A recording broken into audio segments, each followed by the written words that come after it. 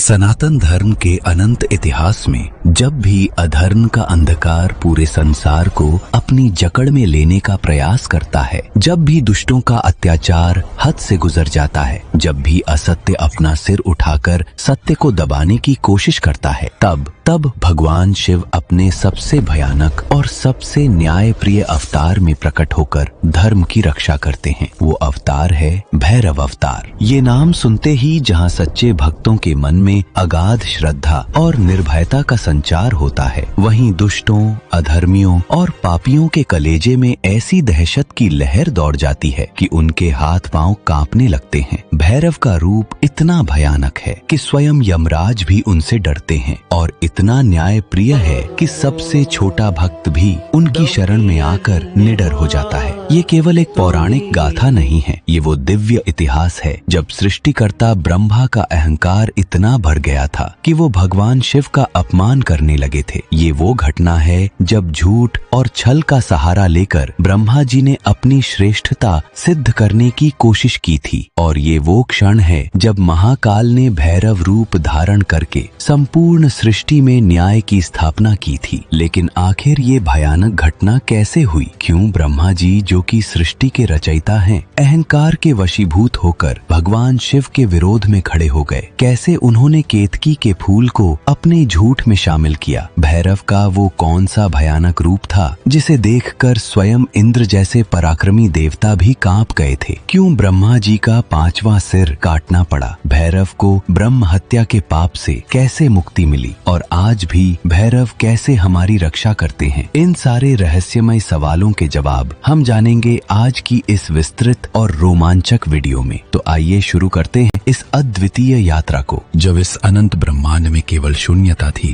जब कहीं कोई तारा, ग्रह या नक्षत्र नहीं था, तब उस परम सत्ता से 3 दिव्य शक्तियों का जन्म हुआ। ये तीनों शक्तियां थीं ब्रह्मा, विष्णु और महेश। इन्हें हम त्रिदेव के नाम से जानते हैं। भगवान ब्रह्मा को सृष्टि की रचना का दायित्व सौंपा गया। उन्हें 4 मुख दिए गए ताकि वे चारों दिशाओं में देखकर सृष्टि का सृजन कर सकें। उनके हाथ में कमंडल, माला और वेद दिए गए। उनका वाहन हंस बनाया गया जो पवित्रता का प्रतीक था। भगवान विष्णु को सृष्टि के पालन का जिम्मा मिला। उन्हें शेषनाग पर शयन करने वाला, 4 भुजाधारी और शंख, चक्र, गदा, कमल धारण करने वाला बनाया गया। उनका कार्य था सृष्टि में संतुलन बनाए रखना, और जब भी धर्म की हानि हो तो अवतार लेकर अधर्म का नाश करना। भगवान शिव को संहार का दायित्व दिया गया। उन्हें त्रिशूल, डमरू, नंदी, गंगा, चंद्रमा से सुसज्जित किया गया। उनका कार्य था कि जब सृष्टि पुरानी हो जाए और नई सृष्टि के लिए जगह बनानी पड़े तो पुरानी सृष्टि का संहार करना। प्रारंभ में ये तीनों देवता अपने अपने कार्यों में व्यस्त रहते थे और उनके बीच पूर्ण सामंजस्य था। लेकिन धीरे धीरे कुछ ऐसी घटनाएं हुई जिन्होंने इस सामंजस्य को बिगाड़ दिया। समय बीतने के साथ साथ ब्रह्मा जी के मन में एक सूक्ष्म परिवर्तन होने लगा। उन्होंने देखा कि सारी सृष्टि उन्हीं के द्वारा बनाई गई है। पेड़ पौधे, पशु पक्षी, मनुष्य, देवता, असुर, ग्रह, नक्षत्र, सब कुछ उन्हीं की रचना है। धीरे धीरे उनके मन में यह भावना जगने लगी कि वे सबसे महत्वपूर्ण हैं। इस अहंकार को और भी बल मिला जब उन्होंने देखा कि सभी जीव उनकी पूजा करते हैं। ऋषि मुनि उन्हें सृष्टिकर्ता कहकर संबोधित करते थे। देवता उनका सम्मान करते थे, यहाँ तक कि विष्णु भगवान भी उनसे बड़ा आदर करते थे। लेकिन जो बात ब्रह्मा जी को सबसे ज्यादा परेशान करती थी वो थी भगवान शिव की स्थिति। महादेव हमेशा ध्यान मग्न रहते थे।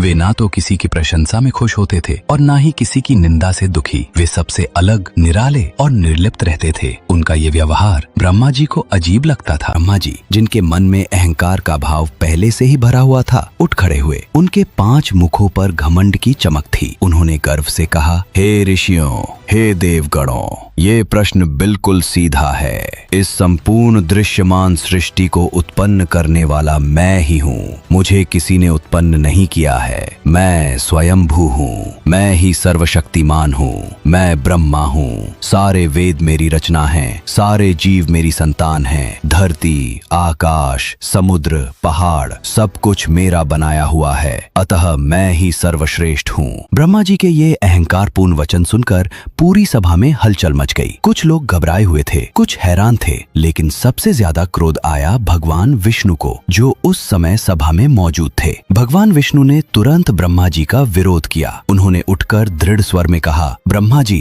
आप अज्ञानावश ये वचन कह रहे हैं। संपूर्ण संसार का पालन करने वाला मैं नारायण हूँ। आप भले ही सृष्टि की रचना करते हो, लेकिन उस सृष्टि का पालन पोषण, उसकी रक्षा, उसमें संतुलन बनाए रखना, ये सब मेरा कार्य है। बिना पालन के केवल सृजन का कोई मतलब नहीं है। अतः स्वयं को सबसे बड़ा समझने की भूल मत करिए। अब स्थिति और भी गंभीर हो गई। दो सर्वशक्तिमान देवताओं के बीच सीधा टकराव हो गया था। ब्रह्मा जी अपनी श्रेष्ठता पर अडिग थे और विष्णु भगवान अपनी। जब दोनों देवताओं के बीच का विवाद बढ़ता गया और कोई समाधान नहीं दिखा, तब सभा के सदस्यों ने सुझाव दिया कि इस विवाद का निपटारा वेदों से कराया जाए। वेद सर्वोच्च ज्ञान के स्रोत हैं, वे निष्पक्ष न्याय कर सकते हैं। ब्रह्मा और विष्णु दोनों वेदों के पास गए। उन्होंने अपना अपना पक्ष रखा। ब्रह्मा जी ने कहा कि वे सृष्टिकर्ता हैं, इसलिए सर्वश्रेष्ठ हैं। विष्णु भगवान ने कहा कि वे पालन करता हैं, इसलिए सर्वश्रेष्ठ हैं। वेदों ने इस गंभीर प्रश्न पर विचार किया। ऋग्वेद ने सबकी ओर से उत्तर दिया, हे देवगणों,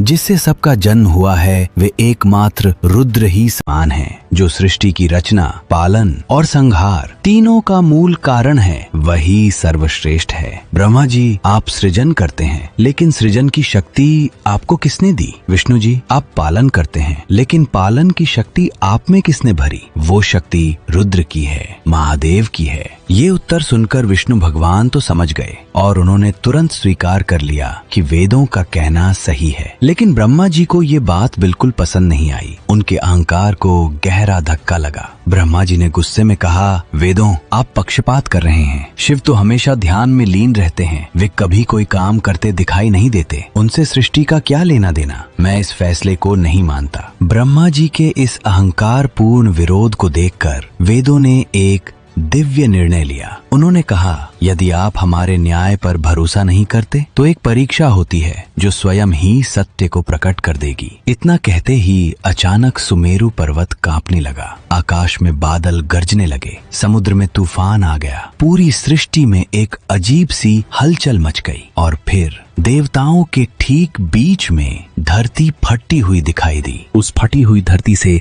एक असीम विशाल अग्निमय स्तंभ निकला। ये स्तंभ इतना विशाल था कि इसकी चौड़ाई का अनुमान लगाना असंभव था। ये स्तंभ धरती से निकलकर आकाश में इतना ऊंचा चला गया था कि इसका छोर दिखाई नहीं दे रहा था। दूसरी ओर ये पाताल में भी इतना गहरा चला गया था कि इसकी गहराई का पता नहीं लग रहा था। इस ज्योतिर्लिंग से इतना तेज प्रकाश निकल रहा था कि सूर्य की रोशनी भी फीकी पड़ गई थी। इससे इतनी गर्मी निकल रही थी कि पास जाना मुश्किल था। साथ ही इससे एक अजीब सी दिव्य सुगंध भी आ रही थी जो मन को शांति देती थी। सबसे आश्चर्य की बात ये थी कि इस स्तंभ से कोई आवाज नहीं आ रही थी, लेकिन तीनों देवताओं के मन में साफ साफ एक संदेश गूंज रहा था। हे त्रिदेव, सुनिए इस परीक्षा को। जो भी इस अग्नि स्तंभ का आदि और अंत ढूंढ लेगा, वही त्रिलोक का सर्वोच्च स्वामी कहलाएगा, वही सबसे महान होगा, वही सर्वत्र पूजनीय होगा। ये चुनौती सुनते ही तीनों देवताओं में अलग अलग प्रतिक्रिया हुई। भगवान विष्णु ने तुरंत समझ लिया कि ये कोई साधारण स्तंभ नहीं है, इसमें कुछ दिव्य रहस्य है। उन्होंने मन में निश्चय किया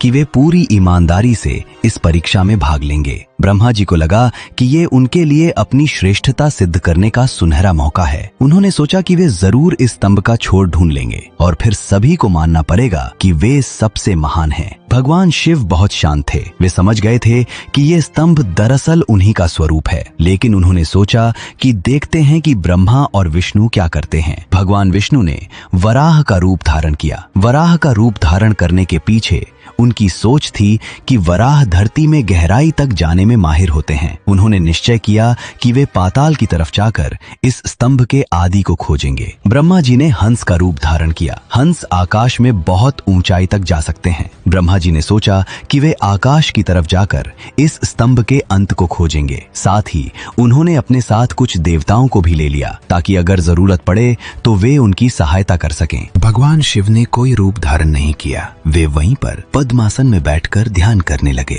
उनकी ये हरकत देखकर ब्रह्मा और विष्णु दोनों को लगा कि शायद शिवजी इस परीक्षा में भाग ही नहीं ले रहे हैं। परीक्षा शुरू हुई। भगवान विष्णु वराह रूप में पाताल की तरफ जाने लगे। वे हजारों योजन नीचे गए, फिर लाखों योजन नीचे गए। उन्होंने अनेकों लोकों को पार किया। नागलोक, रसातल, महातल सभी को पार करते गए, लेकिन जितना नीचे जाते स्तंभ उससे भी नीचे चला जाता। ब्रह्मा जी हंस रूप में आकाश की तरफ उड़ने लगे। वे भी हजारों योजन ऊपर गए, सातों आकाशों को पार किया। ध्रुवलोक, महरलोक, जनलोक, तपलोक, सत्यलोक सभी को पार करते गए, लेकिन जितना ऊपर जाते स्तंभ उससे भी ऊपर चला जाता। दोनों देवता दिन रात